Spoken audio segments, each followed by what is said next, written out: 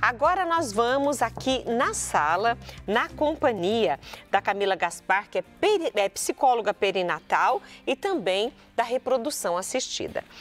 Você é muito bem-vinda, Camila, porque nós falamos um pouco no mês das mães, né? E agora a gente traz esse cuidado que a mãe precisa, tanto para gerar um bebê, o seu filho, o seu sonho, o seu desejo do coração, como também, né, as complexidades que podem acontecer nesse período, né? Então, você é muito bem-vinda.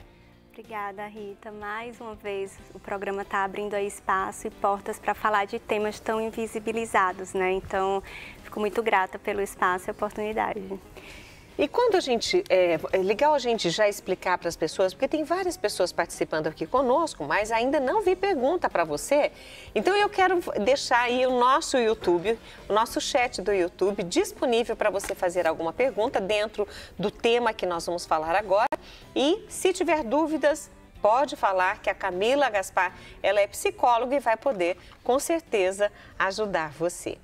Eu até gostaria muito de que você já iniciasse o tema, porque as pessoas muitas vezes não sabem, têm vontade de perguntar, mas não sabem como perguntar. Perfeito. Vamos dar um norte para elas? Vamos dar um norte.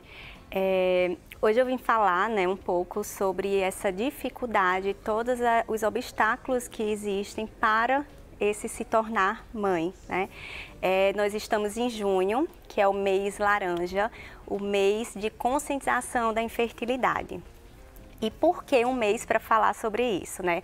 A gente pode considerar alguns pontos. Primeiro, porque é uma realidade crescente, o índice de adoecimento envolvendo a infertilidade tem crescido, né? Segundo, porque a população, a sociedade, ela não compreende, ela não consegue acolher as pessoas que estão vivenciando esse processo. E existem muitas crenças, desinformação, muitos preconceitos e tabus que também atravessam esse diagnóstico. Então, por tantos motivos, é importante um mês para se falar sobre esse tema, né, para dar visibilidade as pessoas que estão vivenciando esse diagnóstico, sejam mulheres ou homens, embora a fertilidade seja muito associada ao feminino, verdade. Os índices de causas femininas e masculinas são muito próximos, né? Existem muitos preconceitos, um estigma muito forte. E falar sobre, né, ter um mês para lançar luz sobre esse tema, ajuda a conscientizar não só a população de como acolher e compreender essas pessoas, mas também as próprias pessoas que estão passando pelo processo e muitas vezes não sabem como buscar ajuda, né?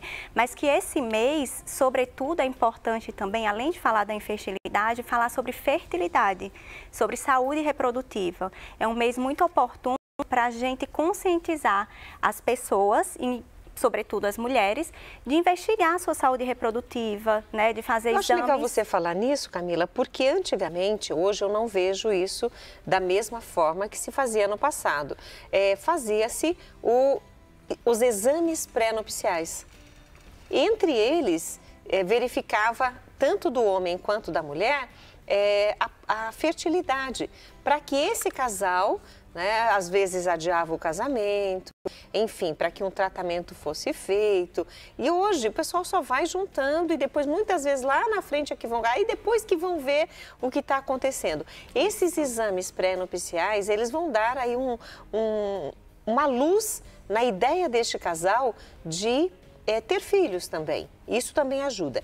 E uma pergunta importante, você falou que isso acontece tanto com a mulher, o problema da infertilidade, quanto no homem. Sim. Quais são as consequências desta mulher que não faz um tratamento e não consegue realizar esse sonho? Os prejuízos.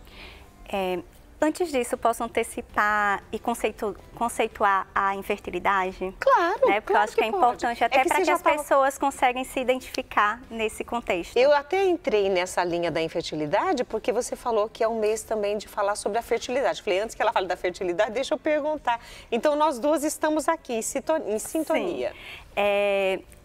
Eu trouxe esse mês como oportuno para falar sobre fertilidade, porque hoje em dia as mulheres elas estão adiando cada vez mais a maternidade, né? É verdade. Existem outros lugares de realização para essa mulher, existem um desejo muito grande de crescer profissionalmente, de uma estabilidade financeira.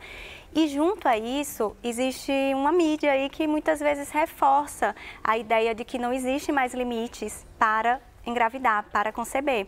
E, na verdade, o corpo biológico, ele de fato esbarra no tempo.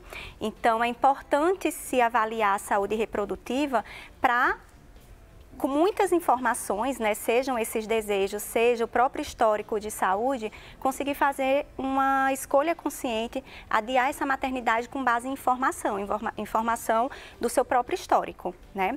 Mas o que é a infertilidade? A infertilidade, ela é uma doença, né? A OMS, ela traz que 17,5% da população vive a infertilidade e esses são dados da população mundial.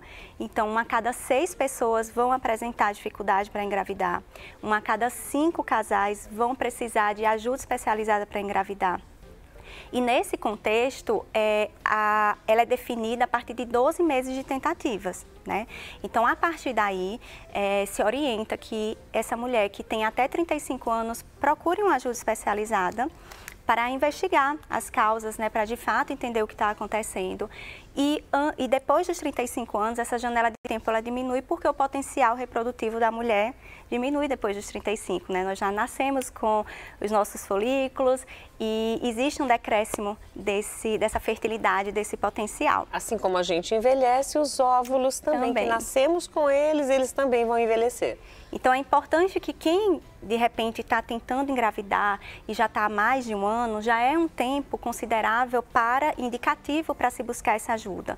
Até os 35. Depois dos 35 anos, essa janela de tempo ela vai diminuindo, né? Então, a partir dos 40, já é interessante que essa mulher ela já busque uma ajuda especializada para entender o que é que está acontecendo, até porque a gente entende que esse potencial fértil ele já vai está um pouco mais abaixo do que uma mulher, por exemplo, de 33, 34 anos.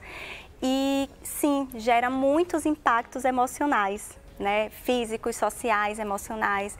É uma mulher que muitas vezes, e trazendo um pouco para essa questão da mulher, mas que traz uma repercussão para homens e mulheres, né?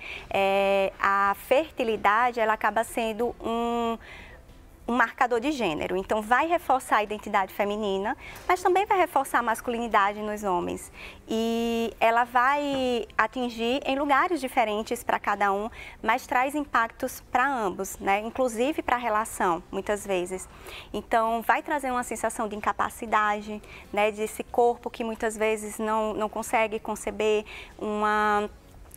um sentimento de culpa, às vezes pela escolha do passado, o ter adiado a maternidade, então pode gerar muito sentimento de culpa nessas mulheres, muitos questionamentos de que não é merecedora, de que não é capaz de ser mãe, né? Muitos lutos que vão ser vivenciados, não só reais, os lutos, por exemplo, de uma perda gestacional, que a gente até conversou da outra vez aqui, que é muito característico nesse momento, até pela idade avançada da mulher, mas existem muitos outros lutos simbólicos, né? E aí a gente vai retomar esse assunto, esses lutos simbólicos, daqui a pouquinho, depois do intervalo. A gente sai, toma um copo d'água, o meu já está aqui, e o seu? Já está do seu lado? Vamos tomar um copo d'água, o da Camila também está ali, ó, do nosso lado. Vamos tomar um copo d'água e a gente volta já.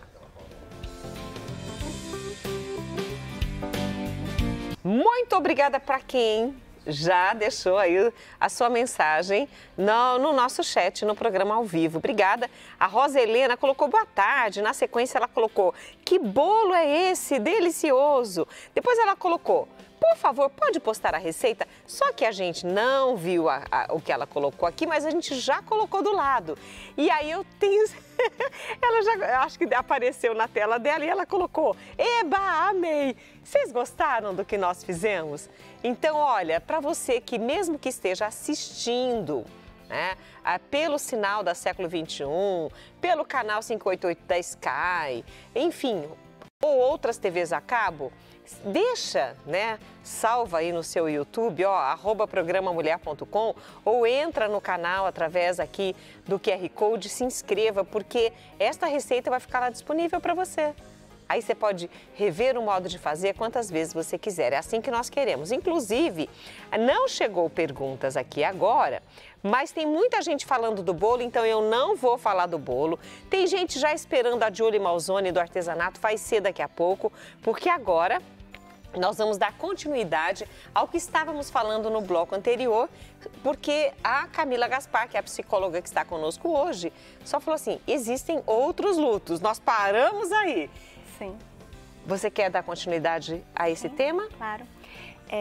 A infertilidade ela é atravessada completamente do início ao fim por lutos, né?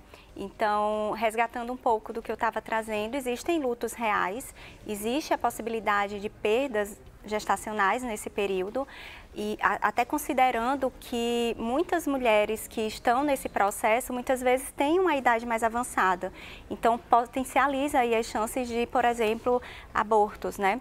Mas abortos espontâneos. Mas existe também as perdas simbólicas, né? Que são perdas muitas vezes desde o início, ali a partir das tentativas, as frustrações mensais do negativo, a dificuldade ali de receber um diagnóstico, foi idealizado, né, um filho, uma forma dessa gravidez chegar e muda completamente essa idealização.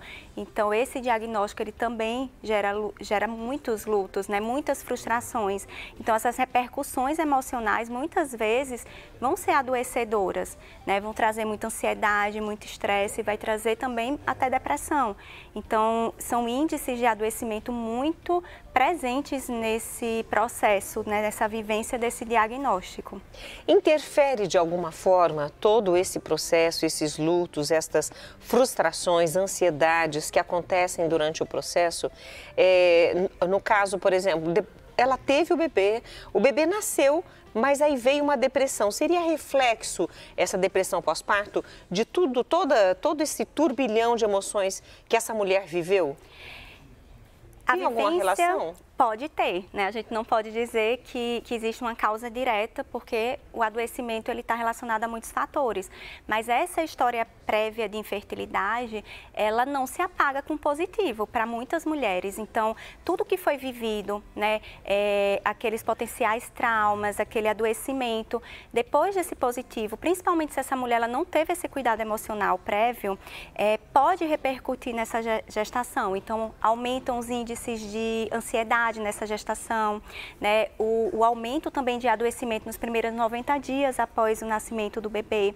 Então, de fato, pode trazer uma repercussão, né? Uma dificuldade de viver aquela gestação de uma maneira saudável, de uma maneira leve, porque o medo de perder, o medo de não conseguir vivenciar até o final esse processo é muito constante, já que esse sentimento de incapacidade ele foi sendo construído ali na infertilidade e ele pode se perdurar a cada negativo, né? Então ele pode estar presente nesse processo de gestação, sim. Claro que cada mulher vai vivenciar de uma forma, até porque, como eu estava conversando com você, é um processo também que se desenvolve muita resiliência. Então é preciso olhar para a individualidade de cada um, né? É preciso, inclusive, entender como é que essa mulher chegou nesse positivo. Se ela chegou adoecida ou se ela veio se cuidando e encontrou formas de viver esse processo de uma maneira leve. A forma como ela chegar aqui nesse positivo vai repercutir nessa gestação e nesse pós-parto, com certeza. Mas existe uma relação. E aí eu imaginei que todo esse processo de ansiedade também pode ajudar nesta infertilidade, ou seja, postergar essa gravidez. Ou seja, a mulher, ela está tão ansiosa, ela está ali, mas de repente o organismo dela, com todo o tratamento, com todo o cuidado, pode, já está pronto. Mas essa ansiedade, esse turbilhão de emoções que ela vive, acaba impedindo? Rita, é importante você trazer esse ponto, porque muitas mulheres que vivem esse processo escutam, relaxa que você engravida. Verdade. Adota uma criança que logo você vai engravidar. Adota um cachorrinho que você vai ver, você vai engravidar. Eu já ouvi isso mesmo. Isso. Esquece um pouco que vem. E, na verdade, a gente precisa falar que nosso corpo é integral. Então, existe sim a relação do emocional, essa ligação do emocional com o físico. Mas trazer falas como essa culpabilizam ainda mais essa mulher. Nossa. Porque é natural que ela se sinta ansiosa diante de algo que ela quer muito, que ela está investindo muito. Investindo, sobretudo, emocionalmente. Então, quando pedem para ela engravidar, para ela relaxar, porque é isso que está impedindo dela engravidar, e ela se vê ansiosa, ela se sente culpada. Ela atribui a dificuldade dela de engravidar nessa ansiedade. E, na verdade, não é bem por aí, não existe essa causa determinante. A infertilidade, ela também é multifatorial. Agora, claro, se é uma ansiedade adoecedora, que passa ali daquele natural, daquele esperado, se ela é intensa, desorganizadora, é claro que ela vai impactar aí no funcionamento adequado do corpo, porque nosso corpo é integral e pode sim influenciar na produção adequada de hormônios, inclusive de hormônios reprodutivos. Não dá para atribuir uma causalidade, um determinismo aí nesse processo, mas existe relação. Porém, trazer falas como essa, comentários como essa, só culpabiliza essa mulher. Não ajuda, né? Traz mais peso para um processo que já é muito desafiador. E aí eu vou envolver a família no meio, porque muitas vezes o bebê não vem, né? Demora para vir, mas vocês já estão casados há 10 anos. Como? Vamos lá, gente, vamos lá. Isso. E aí, deixa a vida profissional para lá, vocês têm que me dar um neto. E essa cobrança, ela é bem complicada. E ansiogênica. Porque às vezes não é tão delicada. Sim. Às vezes é uma cobrança incisiva. Isso. Né? Como que essa mulher e esse homem vão se sentir com essa cobrança? Inclusive, uma das repercussões emocionais é o isolamento social. Do se isolar de encontros familiares, de encontros entre amigos, porque existe um momento ali da relação do casal em que essas cobranças elas estão muito presentes, né? Claro, quando existe esse cuidado emocional, um dos processos trabalhados na terapia é de fato desenvolver recursos para se colocar esses limites. Mas essas cobranças, elas são muito ansiogênicas, elas de fato trazem um sofrimento muito grande para quem está vivenciando esse processo. E para a gente entender a sua presença hoje aqui, entender esse processo, entender essas ansiedades, tanto de homens quanto mulheres, mas principalmente das mulheres, é uma equipe multidisciplinar que precisa cuidar dessa mulher. Né? Não só o GO, que é ginecologista e obstetra, mas a psicologia ajuda muito nesse processo.